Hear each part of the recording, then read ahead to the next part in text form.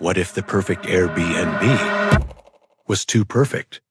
I booked a cabin outside Portland 3 weeks in advance. Family getaway me, my wife Sarah, and our twins Emma and Jake, both 8. The listing was immaculate. Mountain View Retreat, your home away from home. 5 stars across the board. 47 glowing reviews. The walkers are the perfect hosts. Felt like family. They thought of everything. The photos showed a cozy log cabin surrounded by pine trees. Rustic but modern. Clean, safe. The host, Carol Walker, messaged within minutes. So excited to welcome the Patterson family. I've prepared something special for Emma and Jake. Children are such a blessing. I found it sweet, but how did she know my kids' names? I hadn't mentioned them in the booking. When we arrived Friday evening, the cabin was exactly as advertised. Maybe even better. Fresh flowers on the kitchen table. A fruit basket with a handwritten note. Welcome home, Pattersons. The twins found gift bags on their beds. Emma's had art supplies in her exact favorite colors. Jake's had a remote control car, the same brand he'd been wanting. How did they know? Sarah whispered. I shrugged. Lucky guesses? Maybe they saw our social media. That first night was perfect. The beds were comfortable. The kitchen was stocked with our preferred coffee brand. Even the Wi-Fi password was Patterson 2024, our family name, and the current year. Saturday morning, I explored the property while the kids played outside. Beautiful hiking trails, a small pond, complete privacy. Then I noticed the cameras.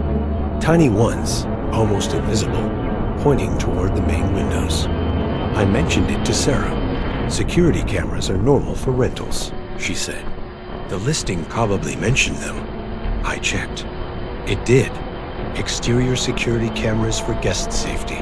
Nothing unusual there, but something felt off. The way they were positioned seemed too focused on the windows.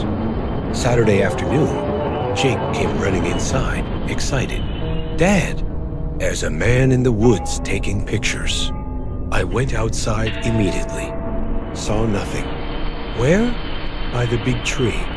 He had a really big camera. Sarah found me searching the tree line. Kids have wild imaginations, she said. But I found something.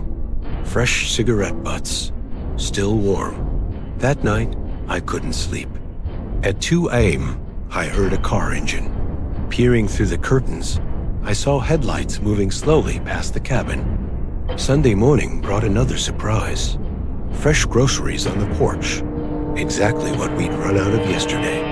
Milk, bread, Jake's favorite cereal, Emma's preferred yogurt brand. There was a note.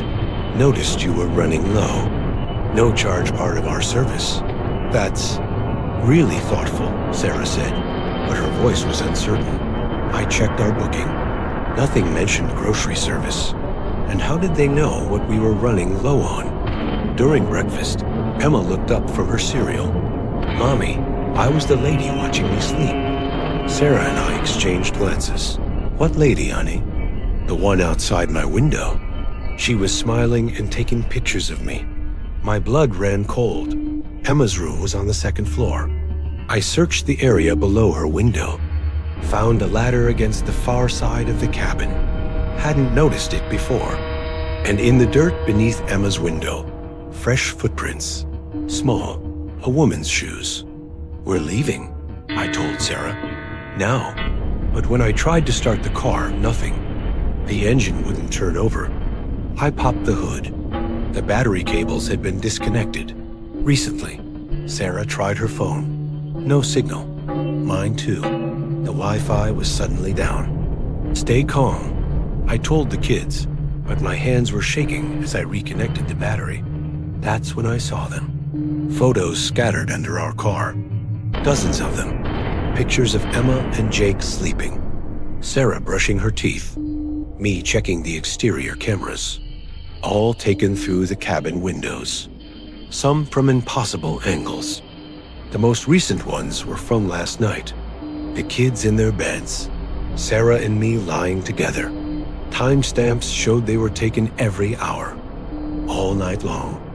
At the bottom of the pile was something that made my stomach drop.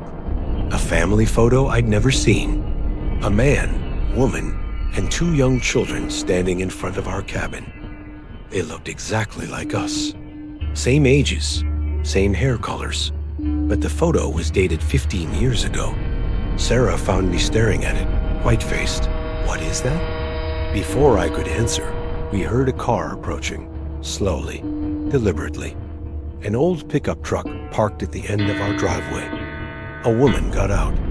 Carol Walker. Had to be.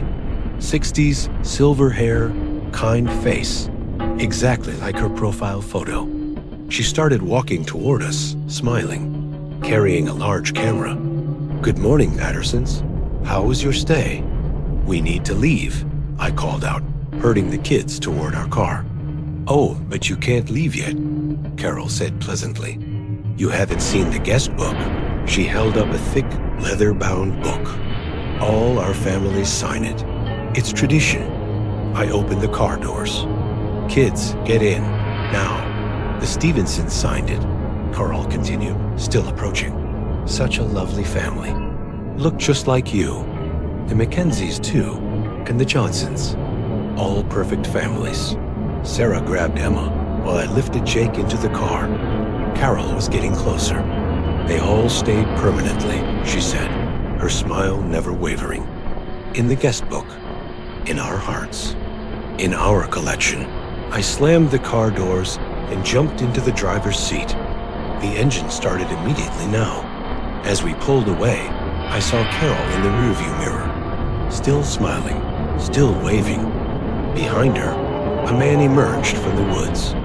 Same age, same pleasant expression. He was carrying something, a shovel. We drove straight to the police station in town, told them everything. They were skeptical until I showed them the photos. Then their expressions changed. "We've had reports about that property," the officer said. "Families who booked it and then disappeared. The thing is, the cabin doesn't exist in any official records. No property deeds. No permit history. And Carol Walker? No one by that name has ever lived in Oregon." The officer pulled out a missing persons file. 5 families, all matching our description. All last seen heading toward a cabin that apparently doesn't exist. "The Airbnb listing is still active," I said. "People are still booking it." The officer shook his head. "We've been trying to trace it for months. Every time we think we've found it, the listing disappears, then reappears the next day with different photos, different address, but same hosts. They sent units to investigate. I found nothing where the cabin should have been. Just empty forest, no structure, no sign anyone had ever lived there. The photos on my phone had vanished too, all of them, like they'd never existed.